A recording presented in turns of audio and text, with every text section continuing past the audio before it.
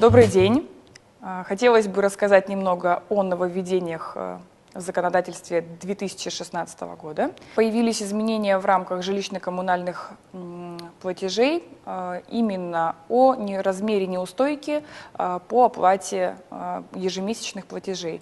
В данном случае прошу обратить внимание граждан на то, что увеличились штрафные санкции для тех, кто не вовремя сделал оплаты этих жилищно-коммунальных услуг.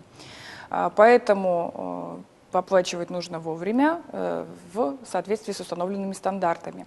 Однако жилищно-коммунальное законодательство работает не только в сторону управляющих компаний и, в сторону граждан также появились нововведения, а именно, если собственники жилья недовольны услугами, предоставляемыми управляющими компаниями, а именно, если услуга предоставляется недобросовестно, либо не предоставляется вообще, но по платежным документам вы оплачиваете эту услугу, вы можете заявить о нарушении ваших прав и получить штраф с управляющей компанией в вашу пользу в размере стоимости данной услуги.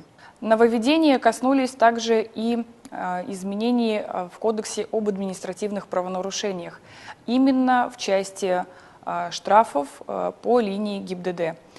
Поэтому те граждане, которые своевременно в рамках периода 20 дней оплачивают штраф по линии ГАИ, они получают скидку в размере 50%. Однако данные условия не распространяются, если минимальный штраф составляет 500 рублей, то есть если штраф выписали как раз в этом размере, то эта 50% скидка не будет распространена на этот штраф. Кроме того, скидка не распространяется также и на, назовем это так, дерзкие правонарушения, то есть это выезд на красный свет, превышение скорости более чем 40 км в час, ну и иные, скажем, такие правонарушения, как, допустим, выезд на встречную полосу движения. Следующая информация будет полезна для тех, у кого имеются водительские удостоверения. Причем она касается не только для автолюбителей, но также для тех, кто имеет специальное право на вождение автомобильным транспортом, воздушным транспортом, речным транспортом и так далее. То есть любым видом транспорта. В том числе распространяется также это и на транспорт, который квадроциклы, мотоциклы и тому подобное.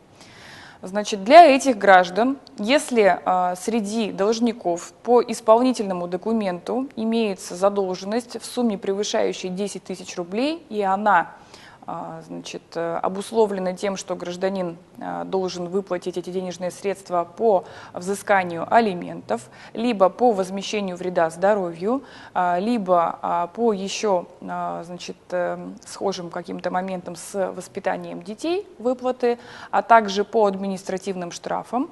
В случае, если гражданин уклоняется от добросовестного погашения данной задолженности, судебный пристав-исполнитель имеет право на временное ограничение такого гражданина его специальным правом, а именно, будем говорить, возможности пользования своим водительским удостоверением. Поэтому такие граждане будут ограничиваться в правах. Эта обеспечительная мера направлена на то, чтобы ускорить выплату по исполнительному документу. Однако прошу обратить внимание, что не каждого гражданина можно ограничить в его таких правах специальных. Поэтому не ограничиваются в правах следующие граждане. Это те, для кого автомобиль или другой вид транспорта является единственным средством его дохода, заработка. Также не распространяется на граждан, для которых автомобиль, в данном случае это более частый вид транспорта, поэтому поговорим о нем. Если автомобиль является единственным средством для передвижения этого гражданина в связи с тем, что он проживает, допустим, в отдаленном районе, и иным видом транспорта воспользоваться не может для допустим, явки на рабочее место. Также не будут ограничены в водительских правах те граждане, которые являются инвалидами первой и второй группы, либо инвалидами детства, либо члены семьи, которых являются такими инвалидами, если собственником, допустим, или пользователем автомобиля является другое лицо, как раз которое должно выплатить такую сумму. В том числе не распространяется также ограничение в специальных правах на тех граждан, в отношении которых действует рассрочка или отсрочка по исполнительному документу. Важные изменения, наконец, нас порадовали в рамках Уголовно-процессуального кодекса по поводу прав задержанных лиц. Поскольку очень долгое время, адвокатское сообщество и правозащитники добивались этих изменений, хотелось бы о них рассказать. В течение 3 часов с момента задержания лицу, которое было задержано органами правоохранительными, предоставляется право на 1 телефонный звонок своим близким либо родственникам.